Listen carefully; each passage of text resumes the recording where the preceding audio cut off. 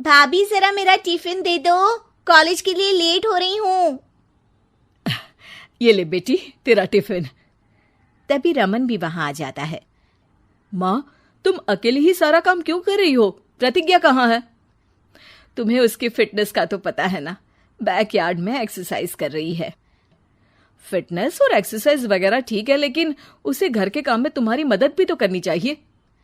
अरे ठीक है, सीख जाएगी। जब तक मैं हूं तुम्हें किस बात की फिक्र? हाँ। इसके बाद रमन और उसकी बहन दोनों घर से निकल जाते हैं और सास घर के कामों में व्यस्त हो जाती है। वहीं दूसरी तरफ प्रतिज्ञा अपनी एक्सरसाइज पूरी करके थकी हुई गार्डन में ही बैठ जाती है। आज तो पूरे 2.5 घंटे एक्सरसाइज कर ली। Now I am tired. थोड़ी देर आराम करके फिर शाम को योगा करूंगी। प्रतिज्ञा अपने कमरे में जाकर सो जाती है। सुबह से शाम हो जाती है। रमन और रेखा भी घर वापस आ जाते हैं, पर प्रतिज्ञा अभी तक कमरे से बाहर नहीं निकलती, जिस पर एक बार फिर अपनी माँ को अकेले काम करते हुए देखकर रमन उनसे कहता है, माँ, तुम हर समय अकेले काम में लगी रहती हो। आखिर प्रतिज्ञा पूरा दिन करती क्या है? बेटा, वो थक कर आराम कर रही है, आ जाएगी। तुम हाथ मुंह धोकर डिनर करने आ जाओ। रमन बिना कुछ बोले वहां से चला जाता है। थोड़ी देर बाद वो सब डिनर करने बैठते हैं। तभी प्रतिज्ञा भी वहां आ जाती है और डिनर में बने खाने को देखकर बोलती है, मम्मी, ये क्या? सब कुछ तला भुना बनाया है। ऐसा खाना आप सब और मेरी हेल्थ के लिए कितना खराब है। प्रतिज्ञा, तुम खुद कभी माँ की मदद करती नहीं और ऊपर से खाने में नुक्स निकाल रही हो। अरे बहू, हम सबकी हेल्थ के बारे में ही तो सोच रही है। बहू, मुझे ना वो डाइट वाला और बिना घी तेल का खाना बनाना आता नहीं। कुछ नहीं होता मम्मी, वो भाभी बना लेगी।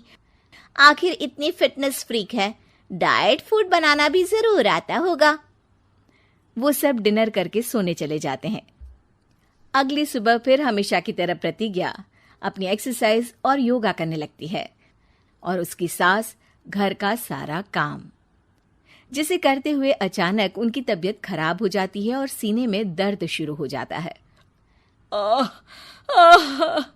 मर गई बहू। रमन, अरे कोई तो सुनो। और इसी बीच वे बेहोश हो जाती हैं। सास की आवाज सुनकर प्रतिज्ञा और उसका पति भागते हुए रसोई में आते हैं, जिसके बाद उन्हें लेकर अस्पताल जाते हैं।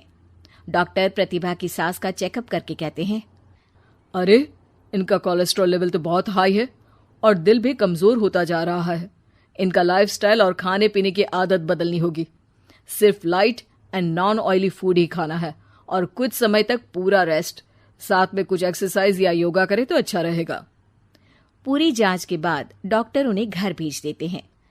अब घर का सारा काम प्रतिज्ञा को करना पड़ता है, जिससे वो अपनी सास के साथ पूरे घर को डाइट फूड खिलाना शुरू कर देती है। प्रतिज्ञा, ये क्या बेस्वाद और फीका खाना है, मैं ये सब नहीं खाने वाला। हाँ भाभी, बीमार तो मम्मी है, फिर हम ऐसा खाना क्यों खाएं? प्रतिज्ञा किसी की बात पर कोई ध्यान दिए बिना सास को बढ़िया एक्सरसाइज कराने के साथ कुछ ना कुछ गड़बड़ करते हुए घर का काम करती रहती है। एक शाम रमन प्रतिज्ञा से चाय मांगता है। ये लीजिए, पर मैंने इसमें चीनी थोड़ी कम डाली है। रमन चाय पीता है और तुरंत ही उसे दोबारा कप में पलट देता है। अर्र, कौन सा जहर है? अरे जहां खाने में नमक डालना होता है वहां डालती नहीं और इसमें नमक ही नमक भर दिया। उई माँ, सॉरी, मैं दूसरी चाय बना देती हूँ। अरे रहने दो, तुमसे फिटनेस का ध्यान रखने के अलावा और कुछ नहीं हो सकता। इसके बाद प्रतिज्ञा कपड़े धोने जाती है, जिसमें वो रंगीन और सफेद सब कपड़े एक जगह मिक्स कर देती है, जिससे एक कपड़े का रंग दूसरे पर चढ़ जाता है और उसी वजह से रेखा की नई ड्रेस खराब हो जाती है। भाभी, ये आपने क्या किया? मेरी नई ड्रेस थी, सारी खराब कर दी। सॉरी रेखा, मुझे पता नहीं था और मैंने सारे कपड़े एक साथ ही वॉशिंग मशीन में डाल दिए। जहां एक तरफ प्रतिज्ञा घर के हर काम में रोज कोई ना कोई ब्लंडर करती, वहीं सास को एक्सरसाइज कराने और हेल्दी फूड खिलाने में कोई कमी नहीं छोड़ती। जिस वजह से जल्द ही उसकी सांस पहले से भी अच्छी हो जाती है। हेल्दी फूड तो ठीक है, पर बहू आज हम खीर बनाएंगे। मम्मी, मुझसे खाना तो ठीक तरह बनता नहीं, खीर कैसे बनाऊंगी? और अगर अच्छी नहीं बनी तो रमन गुस्सा हो जाएंगे। अरे कोई गुस्सा नहीं होगा, और देखना खीर भी बहुत स्वादिष्ट बनेगी। प्रतिज्ञा की सास उसके साथ रसोई में जाकर उसकी मदद करते हुए खीर बनाना सिखाती है, जिसे खाकर रमन तारीफ करते हुए कहता है, वाह क्या टेस्टी खीर बनी है, मजा आ गया आज तो। आज ये खीर प्रतिज्ञा ने बनाई है। क्या बात, आखिर तुम खाना बनाना सीख ही गई? पूरा तो नहीं सीखा, पर सीख रही हूँ। और इसमें मैं अपनी बहू की बिल्कुल वैसे ही मदद करूंगी जैसे इसने एक्सरसाइज करने में मेरी मदद की। अब प्रतिज्ञा घर के काम में सास की मदद करने लगती है और उसकी सास एक्सरसाइज में प्रतिज्ञा को कंपनी देने लगती है, जिस पर दोनों सास बहू की जोड़ी को देखकर रेखा और रमन भी इंस्पायर हो जाते हैं। आज के बाद हम भी आपके साथ एक्सरसाइज करेंगे। अब पूरा परिवार एक साथ एक्सरसाइज करके डाइट फूड खाने लगता है।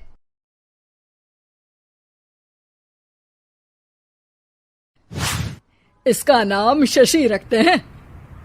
क्या समधी जी, शशि लड़कियों का नाम है, क्लास के बच्चे इसे चिढ़ाएंगे ना। हाँ, शशि की जगह कोई चची, शुशी या शुशु बोलेगा तो? हाँ, इसीलिए इसका नाम गणेश रखते हैं। अरे समधी जी, बच्चे की काया तो देखो, दुबला पतला है एकदम। गणेश जी तो मजबूत कद काठी के थे, अपना बच्चा तो सिंगल हड्डी है। ये नाम जमेगा नहीं इस पर। हाँ, भैया की बेटी का नाम थोड़ा मॉडर्न रखती हैं, जैसे रॉकी। रॉकी? रॉकी तो हमारे डॉग का नाम है। अगर ऐसा ही नाम रखना है तो शेरू रख लो। आप लोग कुछ भी बोल रहे हैं। अरे कुछ भी बोलना, रॉकी बोलने से तो बेहतर ही है ना। किरण और रवि को पहला बच्चा हुआ था। दोनों के ही परिवार वाले उस बच्चे का नाम रखने के लिए पूरा जोर लगा रहे थे। 3 महीनों से ये लड़ाई चल रही थी, मगर कोई भी एक ढंग का नाम नहीं रख पाए थे। किरण और रवि इस बात से बहुत परेशान थे, लेकिन परिवार के लोगों के सामने कुछ बोलते भी नहीं थे। दामाद जी पे गया है बेटा, उनका नाम रवि है तो इसका नाम शनि रख देते हैं। शनि देव रवि, यानी सूर्य के ही तो बेटे थे ना। अरे समधन जी, आपने अकल चोर बाजार में बेच दी है क्या? शनि कैसा नाम है?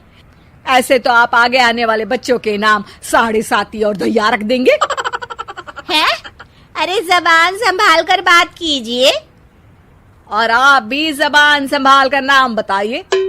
शनि नाम रखोगी तो कोई भी इस पर तेल डालकर चला जाएगा। किरण के सब्र का बांध टूट रहा था।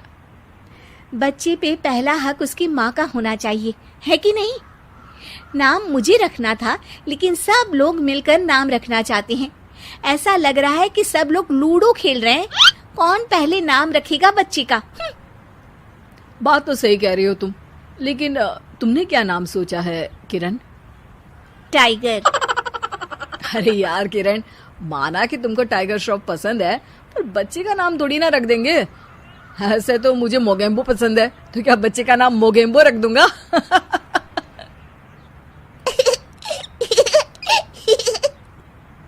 हाँ हाँ, मोगेम्बो नाम ही रख देते हैं। देखो तो, सुन के मोगेम्बो खुश भी हो गया। अरे मजाक छोड़ो, देखो मैं पंडित को बुला रहा हूँ, सबको इकट्ठा करके एक नाम डिसाइड कर लेंगे, ठीक है? पंडित जी घर आते हैं और उनके साथ सब बच्चे का नाम रखने के लिए इकट्ठा हो जाते हैं। पंडित जी, वैसे तो नाम हम सोच चुके हैं, लेकिन आप भी कोशिश कर ही लीजिए। नाम तो हम भी सोच चुके हैं, दिग्विजय नाम रखेंगे। ऐसा नाम रखो जो मुंह में ना अटक जाए, कोई ऐसा नाम हो जो झट से मुंह से निकले। तो ऐसा करते हैं, दांत नाम रख देते हैं, जल्दी से मुंह से निकलेगा ना। चुप हो जाओ बेटा, मुंह से दूध जैसी बातें नहीं निकाल सकते तो कम से कम गोबर जैसी बातें भी मत निकाला करो। यजमान लड़िए मत, काम खत्म करना है और मुझे और भी दान लेने मेरा मतलब है नाम रखने जाना है। अभी सुबह से एक बच्चे का नाम मुन्नी रख कर आया हूँ। हैं? अरे पंडित जी, ये तो नाम ही बदनाम है। ऐसा नाम रखते हैं अगर आप तो रहने ही दीजिए। अरे नहीं नहीं, उनका बजट कम था, बजट बढ़ता तो नाम भी बड़ा रख देता। यार विकी नाम रख देते हैं ना। अरे यार, आप ये रॉकी, विकी, आलू टिक्की, काजू चिकी जैसे नाम क्यों रखना चाहती हो इसका? ये बच्चा है, कोई खाने की चीज थोड़ी ना है। हम इस बच्चे का नाम मनहूस रख देते हैं। अरे क्यों? इसके आते ही कितनी लड़ाइयां हो रही हैं घर में। चुप रहो बहू, बच्चे के लिए गुस्से में कुछ भी मत बोला करो। आप मेरी बेटी से अच्छे से बात कीजिए। हाँ हाँ हाँ करती हूँ। श्री श्री 1008 बहु देवी जी, कृपया करके क्रोधित होकर शिशु के बारे में बुरे शब्दों के प्रयोग से बचें। अरे मेरी लड़की को ताने मत मारिए आप। तो फिर कोई गाना ही मार दूं? बताइए कौन सा गाना मारूं? कुछ कुछ होता है या फिर दिल तो पागल है। आपसे तो मुंह मिलाना ही बेवकूफी है। सब लोग नाम को लेकर बहस करने लगते हैं। इस शोर शराबे से परेशान पंडित जी बोल पड़ते हैं। लड़के का नाम रखने में मत होइए परेशान, मेरे पास है इसका एक समाधान। ना लड़के वालों की ना लड़की वालों की मर्जी चलेगी। नाम बच्चे का वही होगा जो पहला शब्द उसकी जुबान बोलेगी।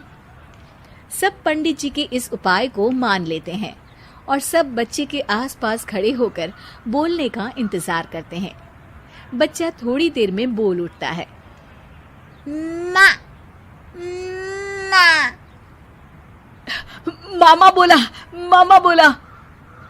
तो क्या इसका नाम मामा ही रख दे? बात तो यही हुई थी कि जो पहली बात बच्चे के मुंह से निकलेगी वही रख देंगे। बस पंडित जी ने बच्चे का नाम मामा रख के सबको मामू बना दिया। उस दिन के बाद से उस बच्चे का नाम पड़ गया मामा शर्मा। सब इस नाम पे बहुत पछताए, लेकिन अब पछताए क्या होत जब नाम पड़ गया मामा। शिक्षा, कोई भी जरूरी काम शांति से मिलकर करना चाहिए, वरना अनचाहे परिणाम के साथ समझौता करना पड़ता है। बहू और बुलेट घर के बाहर फट फट फट की जोर से आवाज हुई।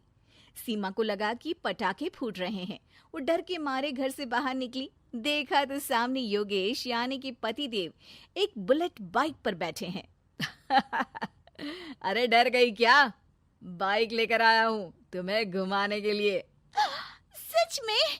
मुझे लगा पटाखे फूट रहे हैं। अरे पटाखे भी फूटेंगे और मिठाई भी बटेगी। माँ को तो बुलाओ। माँ भी बाहर आ जाती है। अरे योगेश बेटा, इतनी जल्दी आ गया?